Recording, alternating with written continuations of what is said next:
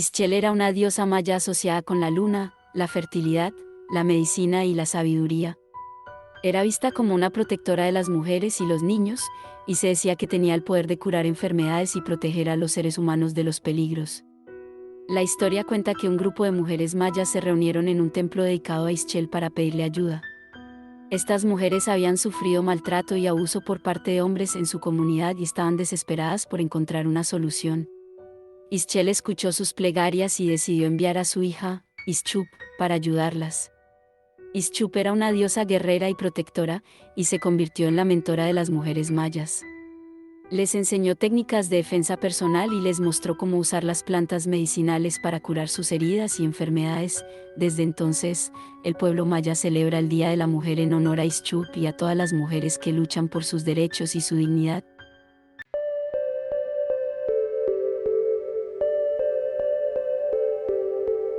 Eric el Rojo fue un explorador y colonizador vikingo que vivió en el siglo X. Nació en Noruega pero se trasladó a Islandia junto a su familia debido a una disputa en su país natal.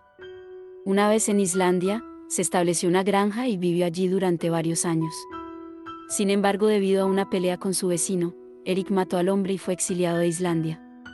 Decidió entonces navegar hacia el oeste en busca de tierras nuevas para colonizar. Después de varios meses de navegación, él y su tripulación llegaron a lo que hoy se conoce como Groenlandia. Se estableció allí una colonia y la llamó Tierra Verde para atraer a más colonos. A pesar de las dificultades de vivir en un clima tan duro y de estar aislados del resto del mundo, los colonos vivieron en Groenlandia durante varias décadas. Sin embargo, a medida que el clima se volvió más frío y los recursos se agotaron, la colonia empezó a declinar. Eric murió en Groenlandia, pero su legado se ha mantenido vivo a través de su exploración y colonización del Ártico.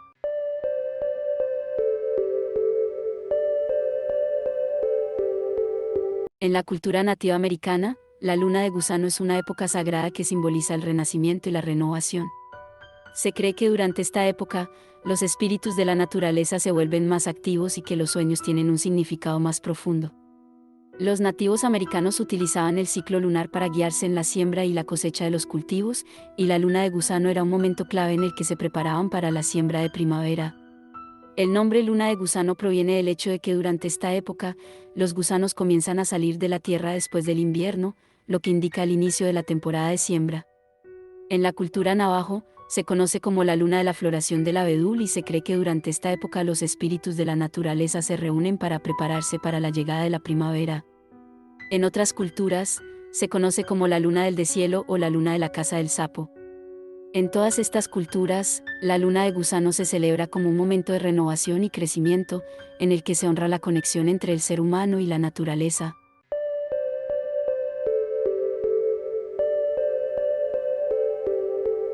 Los vikingos, liderados por Leif Erikson, llegaron a América del Norte alrededor del año 1000 después de Cristo, varios siglos antes del viaje de Colón. Se cree que llegaron a las costas de lo que hoy es Canadá, en la región de Newfoundland, estableciendo una colonia que llamaron Vinland. Llegaron a Vinland después de viajar por el Atlántico desde Noruega y establecerse en Islandia. Según las sagas nórdicas, una serie de expediciones lideradas por Eric el Rojo y su hijo exploraron las costas de América del Norte, incluyendo las regiones de Labrador, Baffin Island y la costa de Newfoundland. La colonia se estableció en una zona boscosa cerca de un río donde construyeron casas de madera y desarrollaron actividades como la pesca y la caza. Sin embargo, la colonia no duró mucho tiempo debido a conflictos con los indígenas locales y a la falta de apoyo de los vikingos en Islandia y Groenlandia. A pesar de que la colonia de Vinland fue efímera, la llegada de los vikingos a América del Norte demuestra que hubo otros exploradores europeos que llegaron al continente antes de Colón.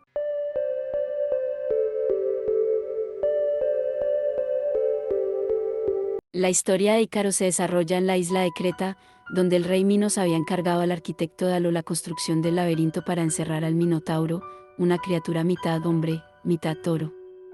Sin embargo, Dédalo y su hijo Ícaro quedaron atrapados en la isla, ya que el rey los consideraba peligrosos y no quería que divulgaran el secreto del laberinto. Dédalo decidió crear alas para escapar de la isla. Utilizó plumas de aves y las unió con hilo y cera, logrando crear dos pares de alas. Le enseñó a Ícaro cómo usarlas para volar y escapar de la isla. Antes de partir, Dédalo le advirtió a su hijo que no volara muy alto, ya que el sol derretiría la cera de las alas, y tampoco muy bajo, ya que las olas podrían mojarlas y hacer que se hundieran. Sin embargo, Ícaro se dejó llevar por la emoción de volar y comenzó a subir cada vez más alto, acercándose peligrosamente al sol. Las alas se derritieron, e Ícaro cayó al mar y se ahogó.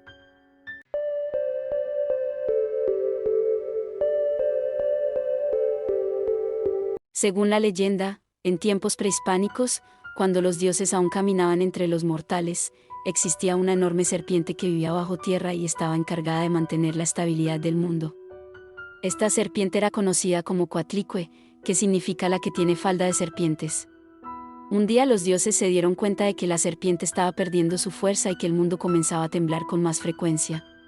Desesperados, decidieron que debían ofrecer un sacrificio para reforzar a Coatlicue y evitar que el mundo colapsara. El dios Quetzalcóatl, en un acto de valor y sacrificio, decidió ofrecerse como tributo y se arrojó a la boca de la serpiente, que lo engulló. La serpiente se llenó de energía y el mundo volvió a ser estable, pero Quetzalcóatl quedó atrapado en el estómago de Coatlicue. Desde entonces, cada vez que la serpiente se mueve en su guarida, Quetzalcóatl se agita y provoca un temblor en la tierra. Por esta razón, se dice que los temblores son causados por la lucha de Quetzalcóatl por liberarse del estómago de la serpiente.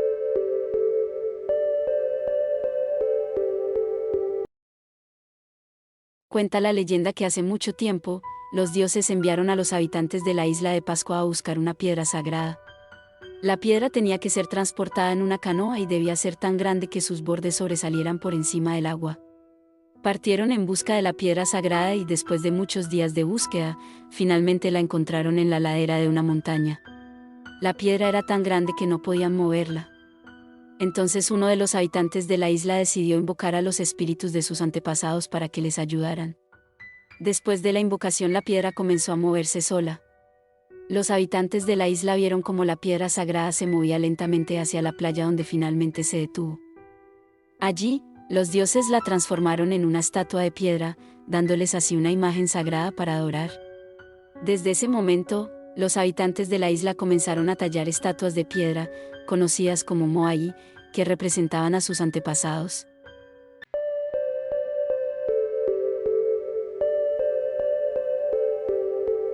Según la mitología griega, las sirenas eran criaturas mitad mujer y mitad pez, cuyo canto hipnótico y seductor atraía a los marineros hacia su isla, ubicada en el mar Tirreno, cerca de la costa de Italia.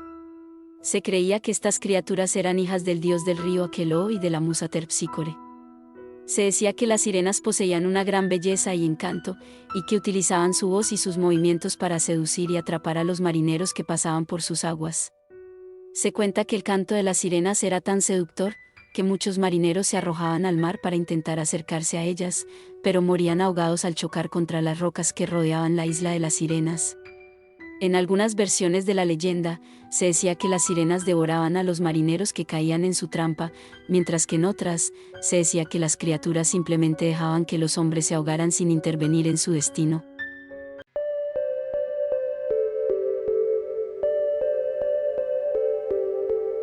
En la mitología griega, Caronte era el barquero de los muertos, un personaje siniestro que transportaba las almas de los difuntos desde el mundo de los vivos hasta el inframundo.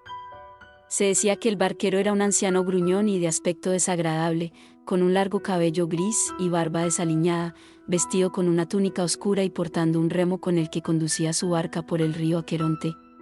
Según la leyenda, las almas de los muertos debían pagarle una moneda para poder cruzar el río Aqueronte y acceder al reino de Hades.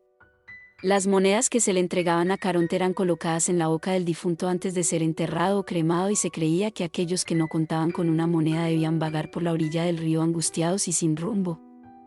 Por otro lado, se decía que Caronte tenía un carácter rudo y poco amistoso, y que no permitía que los vivos o los dioses cruzaran el río.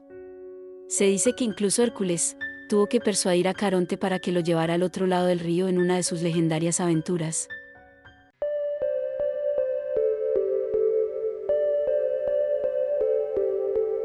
Hace muchos años, en la antigua Irlanda, había un roble sagrado que se encontraba en el centro de un claro en el bosque. Este árbol era conocido como el roble de los dos ritos y era considerado sagrado por los celtas. Según la leyenda, el dios celta Dagda se encontraba en el bosque cuando vio al roble de los dos ritos.